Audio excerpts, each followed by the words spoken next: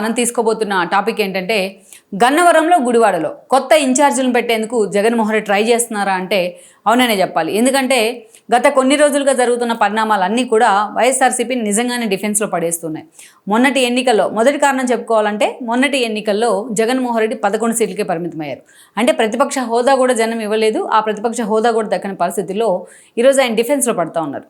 మరోవైపు చూసినట్లయితే ఇక ఒకవైపు కేసులు తరుముకుంటూ వస్తున్నాయి ఆయన్ని. రఘురామకృష్ణరాజు ఆయన బెయిల్ రద్దు చేయాలంటూ వేసిన కేసుతో సహా అటు అవినాష్తో పాటు తాను కూడా కీలకంగా ఇన్వాల్వ్ అయిన వివేకానంద రెడ్డి మర్డర్ కేసు, ఇలాంటివన్నీ జగన్మోహన్ రెడ్డిని వెంటబడి తరుముతూ ఉన్నాయి రెండు.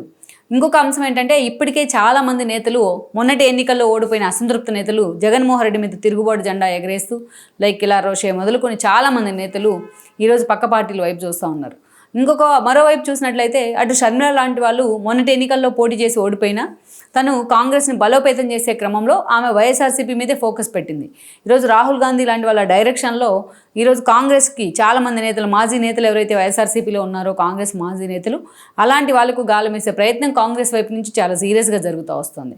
ఇక కొంతమంది టీడీపీలో తమకు అవకాశం లేని వాళ్ళు జనసేనలో అవకాశం లేకుంటే బీజేపీలో ఈరోజు ఒక పెద్ద వ్యాక్యూమ్ అయితే ఉంది అన్ని పార్టీల కారణంగా. అందుకే ఆ పరిస్థితి ఉంది. వైఎస్ఆర్సీపీ నేతలంతా ఇతర పార్టీలు బాట పడుతున్న పరిస్థితి అయితే ఉంది. ఇక మరోవైపు చూస్తే తల్లి చెల్లి నిన్నటిదాకా ఆ పార్టీకి సెంటిమెంట్గా ఉన్న వాళ్ళు ఈరోజు జగన్మోహన్ రెడ్డితోని కూడా లేరు. ఇలాంటి సిచ్యువేషన్లో జగన్మోహన్ రెడ్డి పని అయిపోయింది, ఆయన పని అనే చర్చ చాలా రోజులుగా ఉంది. ఎస్పెషల్లీ ఎన్నికలు అయిపోయిన దగ్గర నుంచి ఈరోజు ఆయన ఒక ధర్నాకో ఒక నిరసనకో ఒక ప్రొటెస్ట్ చేయమనో కాల్ఫర్ చేస్తూ ఉంటే ఆ పార్టీ నేతలు పూర్తి స్థాయిలో రోడ్డు ఎక్కుతున్న సిచ్యువేషన్ కూడా లేదు.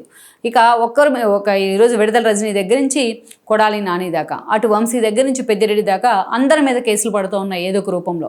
ఆయన చేసిన పాపాలన్నీ కూడా ప్రభుత్వాన్ని అడ్డం పెట్టుకుని ఈరోజు బయటకు వస్తూ ఉన్నాయి.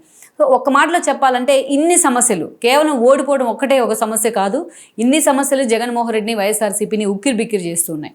ఇలాంటి సిచ్యువేషన్లో జగన్మోహన్ రెడ్డి ఇప్పటికైనా సీరియస్గా బయటికి రాకుంటే, సీరియస్గా ఏదో ఒకటి పార్టీ మీద ఏదో ఒక అంశం మీద ఫోకస్ పెట్టుకున్నా ఉంటే ఇక ఆ పార్టీ మనుగడ ప్రశ్నార్థకంలో పడినట్టు ఆయన ఆలోచన చేస్తూ ఉన్నారు. మాటకు ముందు నేను యువకుడిని, నేను మళ్ళీ తిరిగి అధికారంలోకి వస్తాను ఆయన గంభీరంగా చెప్తున్నప్పటికీ బట్ గ్రౌండ్ రియాలిటీస్లో ఈరోజు వైఎస్ఆర్సీపీకి ఆ పరిస్థితులు లేవనేది వాస్తవం. ఈ క్రమంలోనే ప్రామినెంట్ కాన్స్టిట్యున్సీస్ మీద జగన్మోహన్ రెడ్డి చాలా సీరియస్గా ఫోకస్ పెట్టారు. దానిలో భాగంగానే ఈ రోజున విజయవాడకి పూర్తిస్థాయిలో విజయవాడ ఎంపీ పదవికి ఇప్పటికీ ఇన్ఛార్జ్ అయితే లేరు ఆ పార్టీకి. అనేక సార్లు కోనేరు ప్రసాద్ రూపంలో, ఆ తర్వాత పీవీపీ రూపంలో, మొన్నటి ఎన్నికల్లో కేసీ నాని రూపంలో జగన్మోహన్ రెడ్డి ఒక ప్రయోగం చేసినప్పటికీ అది ఒక విఫల ప్రయోగంగా మిగిలింది. బట్ ఆ ముగ్గురు కూడా ఈరోజు వైఎస్ఆర్సీపీలో లేరు, పూర్తిగా రాజకీయ సన్యాసం తీసుకునే సిచ్యువేషన్ ఉంది. అందుకే ఈరోజు విజయవాడ లాంటి ఒక కాన్స్టిట్యున్సీ మీద చాలా సీరియస్గా ఇప్పుడు ఫోకస్ పెట్టాలని జగన్మోహన్ రెడ్డి ఆలోచన చేస్తున్నారు. అందుకే అక్కడ ఎవరిని సమన్వయకర్తగా పెట్టాలి అనేది జగన్మోహన్ రెడ్డి చాలా సీరియస్గా వర్కౌట్ చేస్తూ ఉన్నారు. ఈ క్రమంలోనే అదే విజయవాడకి చెందిన ఇంకో కొన్ని కాన్స్టిట్యున్సీస్ మీద కూడా ఆయన సీరియస్గా ఫోకస్ పెట్టారు. దానిలో భాగంగానే ముందుగా జగన్మోహన్ రెడ్డి ఈరోజు అంత ప్రయారిటైజ్గా ఆయన డిస్కస్ చేస్తున్న కాన్స్టిట్యున్సీస్ ఏవి అంటే ఒకటి గన్నవరం, రెండోది గుడివాడ. అందుకు కూడా అనేక కారణాలు ఉన్నాయి. వాటి గురించి కూడా మనం డిస్కస్ చేసే ప్రయత్నం చేద్దాం. కృష్ణా జిల్లాలో అన్ని ప్రామినెంట్ కాన్స్టిట్యున్సీస్ ఉన్నప్పటికీ కూడా ముఖ్యంగా మనం చెప్పుకోవాల్సింది గుడివాడ గన్నవరం గురించే. ఎందుకంటే వంశీ కారణంగా కావచ్చు, కొడాలి నాని కారణంగా కావచ్చు, వాళ్ళ నోటి దురుసు కారణంగా కావచ్చు, ఆ రెండు కాన్స్టిట్యున్సీస్కి అంత ప్రయారిటీ పెరుగుతుంది. మొదటి నుంచి కూడా అంత ప్రయారిటీ వచ్చింది. ఈరోజు ఇక ఏకంగా కూటమి ప్రభుత్వం ఏర్పడిన తర్వాత వాళ్ళిద్దరినీ కూడా కేసులు వెంటాడుతున్న తీరు. ఆల్రెడీ వంశీ జైల్లో ఉన్నారు, ఆయనకి రిమాండ్ మీద రిమాండ్లు పడుతున్నాయి. మరోవైపు కొడాలి నాని తన అనారోగ్య కారణాలతో హాస్పిటల్ పాలై ఉన్నారు. సో ఈ క్రమంలోనే పూర్తిగా గుడివాడ అండ్ దెన్ గన్నవరం నేకెడ్ బ్యాక్గ్రౌండ్స్గా ఉన్నాయి వైఎస్ఆర్సీపీ నుంచి.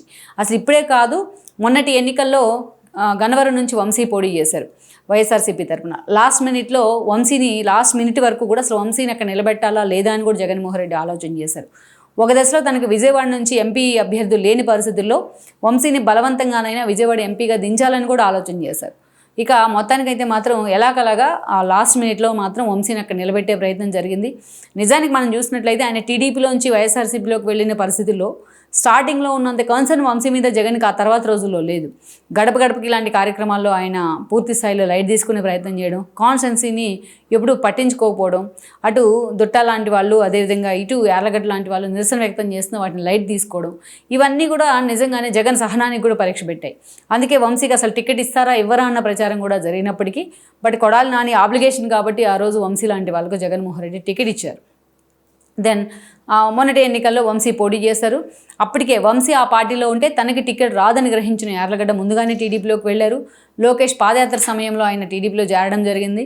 అక్కడే ఆయన టికెట్ కూడా అనౌన్స్ చేయించుకున్నారు. ఈరోజు తనకన్నా చాలా సీనియర్ అయిన, రాజకీయాల్లో చాలా సీనియర్ మంత్రి, సుదీర్ఘకాలం ఎమ్మెల్యే అయిన కొడాలి నానిని ఓడించి యార్లగడ్డ మొన్నటి ఎన్నికల్లో ఎమ్మెల్యే కావడం జరిగింది. దెన్ ఈరోజు చూసినట్లయితే వంశీ ఇక ఓటమి తర్వాత అనేక కేసులు ఆయన్ని పూర్తి స్థాయిలో ఫోకస్ పెట్టే ప్రయత్నం చేసింది కూటమి. దానిలో భాగంగానే ముఖ్యంగా గన్నవరం పార్టీ ఆఫీస్ తగలబెట్టిన కేసు దగ్గర నుంచి పార్టీ ఆఫీస్లో పనిచేసే సత్యవర్ధన్ కిడ్నాప్ వరకు ఈరోజు వన్స్ ఆ కేసులో ఆయన అరెస్ట్ అయిన తర్వాత దాదాపు 150 కేసులు ఆయన మీద క్రిమినల్ కేసులు ఉన్నాయి. ఒక్కొక్కటిగా ఈరోజు వెలుగులోకి వస్తూ ఉన్నాయి. అంటే ఆల్మోస్ట్ గన్నవరంలో ఈరోజు పార్టీ మీద ఫోకస్ పెట్టే నాదుడే కరువయ్యారు వంశీ జైలుకి వెళ్ళిన తర్వాత. ఆయన ఇప్పట్లో బయటకు వస్తారని కూడా ఎవరు అనుకోవట్లేదు. అందుకే ఈరోజు జగన్మోహన్ రెడ్డి చాలా సీరియస్గా గన్నవరం మీద ఫోకస్ పెట్టారు. దానిలో భాగంగానే గతంలో కాంగ్రెస్లో చాలా సీరియస్గా శంకర్ పద్మశ్రీ పనిచేస్తూ వచ్చారు. షర్మిల ఆ బాధ్యతలు స్వీకరించిన తర్వాత షర్మిలది సొంత ఎజెండా, కాంగ్రెస్ ఎజెండా కాదు అంటూ కూడా ఆమె చాలాసార్లు విమర్శలు చేయడం జరిగింది. కాంగ్రెస్తోని షర్మిలతోని ఆమె టచ్ మీ నాట్ అన్నట్టుగా ఉన్నారు కొన్ని రోజులుగా. అలాంటి శంకర్ పద్మశ్రీ గన్నవరం మీద కూడా ఫోకస్ పెట్టారు. ఆవిడ ఎన్నికలకు ముందు కూడా ఆ సీట్ ఆవిడ వైఎస్ఆర్సీపీ నుంచి కోరడం జరిగింది. టీడీపీ నుంచి కూడా ఆవిడ పోటీ చేస్తారని ఒక దశలో ప్రచారం కూడా జరిగింది.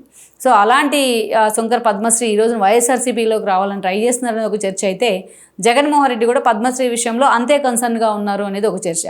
ఎందుకంటే పద్మశ్రీని పార్టీలోకి తీసుకోవడం ద్వారా అటు షర్మిలాకు కూడా చెక్ పెట్టచ్చు అని కూడా జగన్మోహన్ రెడ్డి ఆలోచన చేస్తున్నారు. సో అందుకే ఈరోజు పద్మశ్రీ లాంటి వాళ్ళకి ఆ టికెట్ అనౌన్స్ చేసే, సమన్వయకర్తగా అనౌన్స్ చేసే అవకాశం ఉందనేది ఇంకో చర్చ అయితే, ఇంకోవైపు చూసినట్లయితే వంశీ భార్య పంకజశ్రీ కూడా ఈ రేస్లో ఉన్నారని మొన్నటి నుంచి ప్రచారం జరుగుతోంది. పంకజశ్రీ కూడా అంతే అద్భుతంగా తన భర్త జైలుకి వెళ్ళిన తర్వాత అంతే అద్భుతంగా వంశీ గురించి కానీ వంశీ జైలుకి వెళ్ళిన పరిణామాల గురించి మాట్లాడుతూ ఉన్నారు. గతంలో వంశీ భువనేశ్వర్ని అవమానించినా, లోకేష్ పుట్టుకుని అవమానించినా సైలెంట్గా ఉంటూ వచ్చిన పంకజశ్రీ ఈరోజు మాటకు ముందు తన భర్త కోసం మీడియాని వేడుకుంటూ ఉన్నారు. బయటకు వచ్చి ప్రభుత్వాన్ని తిడుతూ ఉన్నారు, విమర్శలు చేస్తూ ఉన్నారు. ఇదే వాయిస్ అప్పుడు వినిపించుంటే వంశీ కట్టుకట్టబడేదేమో ఆయన నోటికి. కానీ ఈరోజు అలాంటి పంకజశ్రీ మాత్రం జగన్మోహన్ రెడ్డి కూడా ఆమె మీద ఫోకస్ పెట్టారనే ప్రయత్నం జరుగుతూ ఉంది. అందుకే వీళ్ళిద్దరూ ఎవరో ఒకరిని గన్నవరం సమన్వయకర్తగా జగన్మోహన్ రెడ్డి నియమిస్తారని కూడా చెప్తా ఉన్నారు.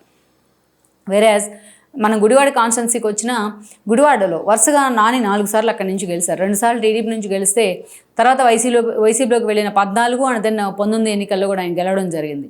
అంతమంది సీనియర్ నేతలను కాదని కూడా జగన్మోహన్ రెడ్డి ఆయనకు సివిల్ సప్లై శాఖ మంత్రి పదవి కూడా ఇచ్చారు.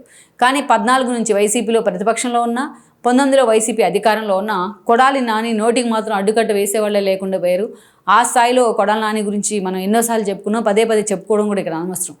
ఆ స్థాయిలో ఆయన చంద్రబాబు నాయుడు మీద, పవన్ కళ్యాణ్ మీద, లోకేష్ మీద చేసిన విమర్శలు ఇంక భవిష్యత్తులో ఇంకో 10 తరాలు కూడా గుర్తించుకుంటారు అనమాట. ఆ స్థాయిలో తన క్యారెక్టర్ని, తన శాఖకి సంబంధించిన క్యారెక్టర్ని కూడా ఆయన దిగజారుస్తూ మాట్లాడిన సందర్భాలు ఉన్నాయి. సో ఇక ఆ తర్వాత కొడాలి నాని మంత్రి పదవి నుంచి తీసి పక్కన పెట్టిన తర్వాత పార్టీ కార్యక్రమాల్లో ఎక్కడ ఇన్వాల్వ్ అయిన పరిస్థితి లేదు. ఓటు ఏదైతే ఎస్పెషల్ మనం చూస్తే గన్నవరం మీద పెట్టిన ఫోకస్, వంశీ మీద పెట్టిన ఫోకస్. ఎందుకంటే వంశీకి టికెట్ రాదనే ప్రచారం జరిగిన ప్రతిసారి నాని బయటకు వచ్చేవాళ్ళు, గన్నవరం వంశీదే అని మాట్లాడుతుండేవాళ్ళు. ఇది మాట్లాడే క్రమంలో తన కాన్స్టిట్యున్సీ అయిన గుడివాడిని మాత్రం ఆయన వదిలేశారు. జగన్మోహన్ రెడ్డి కాల్ఫర్ చేసిన అన్ని కార్యక్రమాలకు కూడా నాని దూరంగా ఉంటూ వచ్చారు. ఈ క్రమంలోనే వెన్నిగళ్ల రాముకు అక్కడ టీడీపీ టికెట్ అనౌన్స్ చేసింది. అన్ని విధాలా వెన్నిగళ్ల రాము జూనియరే కొడాలి నానితో పోలిస్తే. అయినా సరే మొన్నటి ఎన్నికల్లో కొడాలి నాని ఆ స్థాయిలో ప్రచారం చేసుకున్నప్పటికీ, ఆ స్థాయిలో జనంలో లాస్ట్లో తిరిగినప్పటికీ కొడాలి నాని ఓడించి ఆ రోజు గుడివాడ ప్రజలు వెన్నిగళ్ల రాముని గెలిపించుకున్న సిచ్యువేషన్ అయితే ఉంది. ఇక ఓటమి తర్వాత పూర్తిగా కొడాలి నాని కాడి కింద పడేశాడు గుడివాడలో. ఎక్కడా కొడాలి నాని ఆ స్థాయిలో కాన్స్టిట్యున్సీలో తిరుగుతున్న పరిస్థితిని అయితే మనం చూడం. ఎక్కడ అసలు పార్టీ తరపున సమావేశాల్లో కూడా కొడాలి నాని ఎక్కడ మనకు కనిపించట్లేదు. జగన్మోహన్ రెడ్డి కూడా వాళ్ళని పిలిపించుకుని ఆప్యాయంగా కూర్చోబెట్టుకుని మాట్లాడిన పరిస్థితి కూడా మనం చూడం. అందుకే ఈ రోజున పూర్తిగా గుడివాడ లాంటి కాన్స్టిట్యున్సీని వదిలేస్తే తమ పట్టు జారిపోయినట్టే అని జగన్మోహన్ రెడ్డి ఆలోచన చేస్తున్నారు. అందుకే అక్కడ కూడా ఒక సీరియస్గా ఒక అభ్యర్థిని నిలబెట్టాలని ఆయన ప్రయత్నం చేస్తూ ఉన్నారు.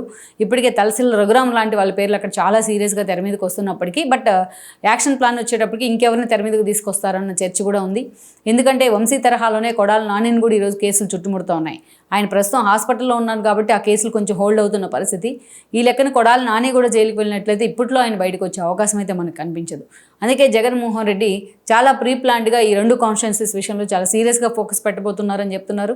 మరి వంశీ ప్లేస్లో అండ్ దెన్ కొడాలి నాని ప్లేస్లో జగన్మోహన్ రెడ్డి ఎవరిని తీసుకొచ్చి అక్కడ ప్లాన్ చేయబోతున్నారు, ఏ విధంగా గన్నవరం అండ్ గుడివాడ మీద ఫోకస్ పెడుతున్నారు అనేది ఇంకొద్ది రోజుల్లో క్లారిటీ రాబోతోంది. ఈ వీడియో మీకు నచ్చినట్లయితే please share, like and subscribe R24 Telugu.